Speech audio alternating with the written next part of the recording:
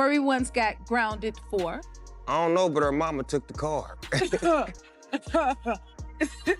don't know what happened, but I bought her a Jeep for a G-Wagon for her 16th birthday. Come on, G-Wagon. And all of a sudden, the mama had the G-Wagon. You gave it to your mama? She didn't give it to her, she took it away. Her grounded was taking it away, and I don't know what did you get grounded for? I don't think I could say on here. Okay, well, that's what she got grounded for, so I was... Took the whole G-Wagon. Yeah, the whole car. And was driving me in it to the nail shop. I'm like, Mom, you cold. She don't play, huh? She don't play. I love that, though, because it teaches us how to be humble, respectful, and the way we are now. And what attracted you to Snoop? Tall, dark skin, and just being funny and cool. He was funny.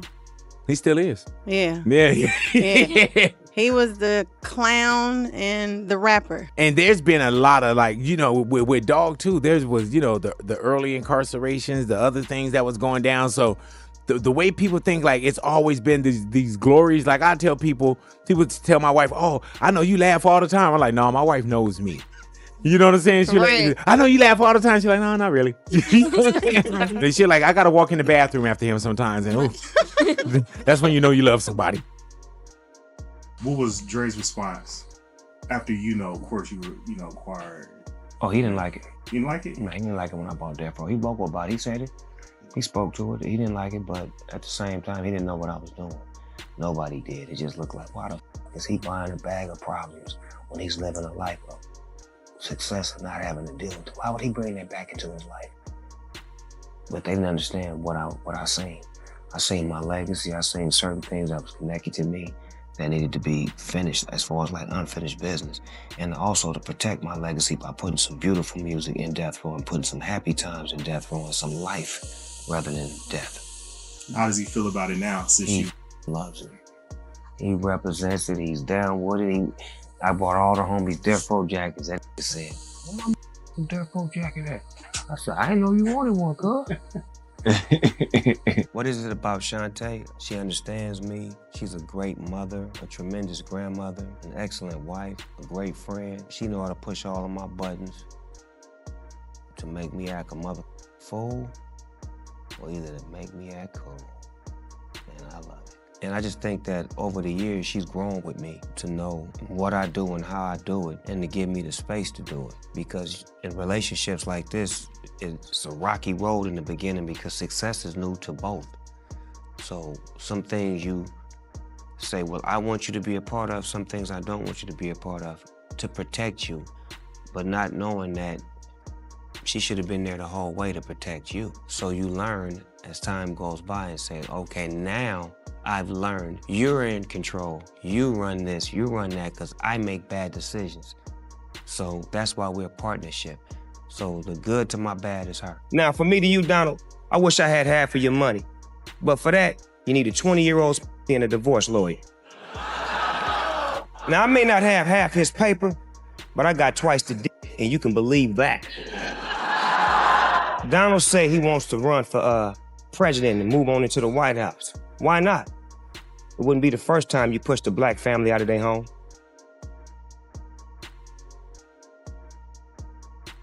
Snoop Dogg is known today as hip-hop's most relaxed icon, the cool uncle of rap, the guy who survived every era and somehow stayed standing. But that image hides something darker, because long before the memes, the smoke, and the championships, Snoop Dogg was staring down a future that didn't include music at all. It included steel bars, a courtroom, and the very real possibility that he would never come home. And what almost ended his life didn't come after fame. It came right as the world was learning his name. This isn't just the story of how he made it. It's the story of everything he survived. And it all starts in a place designed to break you. Calvin Cortazar Broadus Jr. was born on October 20th, 1971 in Long Beach, California. His biological father disappeared just 3 months after he was born, leaving his mother, named Beverly Lynn Tate, to hold the family together alone. She remarried shortly after, giving Snoop the name Calvin Cortazar Broadus, but that marriage collapsed too before he even turned 5. From the jump, stability was temporary. Beverly became the backbone of the household. She worked multiple jobs just to keep food on the table while raising Snoop and his brothers on the east side of Long Beach, one of the roughest areas in the city during the 70s and 80s. Factories were shutting down, jobs were disappearing, and the crack wave was creeping in fast. Survival wasn't optional, it was mandatory. To help out, Snoop started hustling early, selling candy door to door, delivering newspapers, bagging groceries. Not because he wanted to be in the streets, but because everyone around him was doing whatever they could to eat. At the same time, I think his mom made sure he stayed close to church. She had him singing in the choir, learning piano, and soaking up old school soul and R&B before he even hit kindergarten. That contrast mattered. Church on Sundays, chaos outside the doors. His mom gave him the nickname Snoopy because he looked like the cartoon dog and stayed glued to the TV watching Peanuts. It was innocent, almost ironic, because outside that house, innocence didn't last long. In school, Snoop wasn't a problem kid. He was popular, athletic, smart. By middle school, he was already freestyling in hallways, pulling crowds so big teachers thought fights were breaking out. On the field, he was just as dangerous. A talented receiver and defensive back with real scholarship potential. Leadership came naturally. People followed him without him trying. But talent doesn't cancel environment. By the late 80s, the east side of Long Beach was flooded with gang activity. Police pressure was heavy, drugs were everywhere. And when you grow up surrounded by it, the line between choice and circumstance gets thin. Around 15 or 16, Snoop became affiliated with the Rolling 20s neighborhood Crips. Not through some dramatic initiation, but because his friends were already in it. The set offered protection, money, and a sense of belonging that legal opportunities just couldn't match. Looking back, Snoop has said the shift was gradual. One day your kid's playing sports, the next people are getting locked up, and once that switch flips, there's no rewind button. By his late teens, Snoop was deep in the street economy.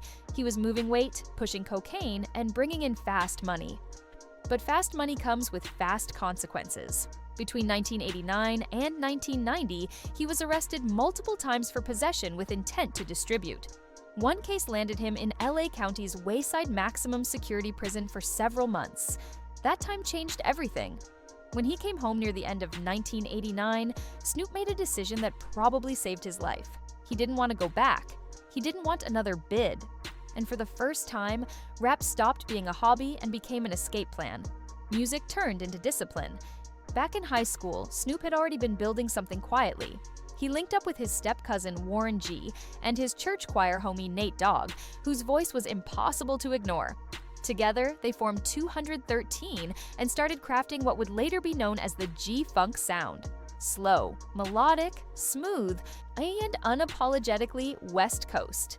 They recorded wherever they could, back rooms, local shops, anywhere with a mic. And while people kept telling Snoop to get his music in front of Dr. Dre, he hesitated. He didn't feel ready. Dre had already changed the game. Snoop knew he only got one shot. That patience paid off. In 1991, Warren G played one of their demos at a function where Dr. Dre happened to be present.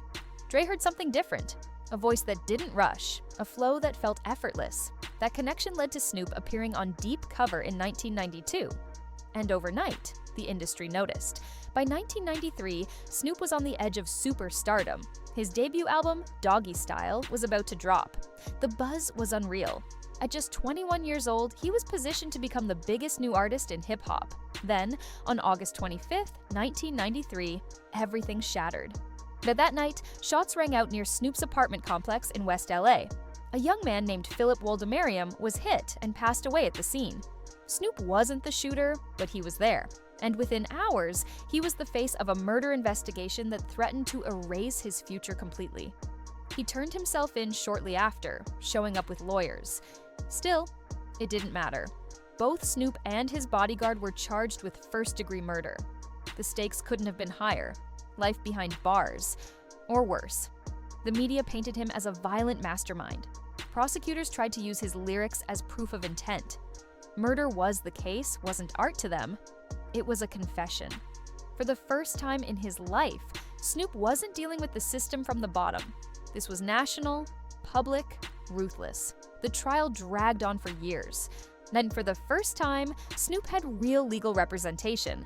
Johnny Cochran stepped in alongside an elite defense team funded by Death Row Records at a cost rumored between $5 and $10 million. The defense argued self-defense, presenting evidence that Snoop and his crew had been threatened and followed for weeks leading up to the shooting. They introduced something courts had never seen before: video reenactments of the incident, a visual breakdown that changed how juries processed evidence moving forward. Behind the scenes, the pressure was crushing. House arrest, death threats, constant anxiety. Snoop has admitted he prayed every night, genuinely afraid the system was designed to end him. He leaned heavily on faith and weed just to cope with the waiting. In February 1996, the jury reached a verdict. Mork Snoop Dogg was acquitted on all murder charges. He walked free, but freedom didn't feel like victory. Survivor's guilt set in almost immediately, and the culture around him was collapsing fast. The East Coast versus West Coast beef had turned deadly. Death Row Records was fueling flames instead of putting them out. And right in the middle of it all was Tupac Shakur. Snoop and Pac developed a powerful creative bond after Pac joined Death Row. They made classics, pushed each other. But Pac was moving recklessly, convinced enemies were everywhere. Snoop, fresh off beating a murder case, wanted peace. That difference created distance. On September 7, 1996, Pac was shot in Vegas after the Tyson fight. He passed 6 days later. Snoop rushed to the hospital, seeing his friend unresponsive, swollen, surrounded by machines. It broke something in him. 6 months later, Biggie was killed in LA. 2 giants gone. The beef had crossed a line it could never uncross. Behind closed doors, Death Row was imploding. Money was missing. Artists were uneasy. Intimidation ruled. Snoop feared for his life staying on the label. In 1998, he bought his way out and left, later saying that move is the reason he's still breathing today. Loss didn't stop there. In 2011, Nate Dogg passed away at just 41 after suffering multiple strokes. The voice behind so many classics was gone. Snoop lost more than a collaborator. He lost family. Then the pain turned personal. In 2019, Snoop's grandson Kai passed away just days after birth due to complications. The family never disclosed details, but the grief was public and raw. 2 years later, in 2021, the Snoop lost his mother, the woman who raised him, protected him, and shaped his soul. He called it the hardest loss of his life. In early 2024, his daughter Corey suffered a severe stroke at just 24 years old. Weeks later, his half-brother Bing passed away suddenly. The hits came back to back. Instead of breaking, Snoop leaned into healing, therapy, vulnerability, faith, purpose. Today, Snoop Dogg owns Death Row Records, runs youth programs that have sent dozens of kids to the NFL and beyond, advocates for mental health, reinvents himself across music, television, business, and culture. The tragedy of Snoop Dogg isn't that he lost, it's that he survived everything. The kid who thought he'd get the needle in an LA courtroom now owns the label that once controlled him. The hustler selling tapes on a bike now builds futures for other people's kids. The rapper who watched his friends pass now mentors the next generation. His fate was tragic. What he did with it was legendary, and that's why his story still isn't finished.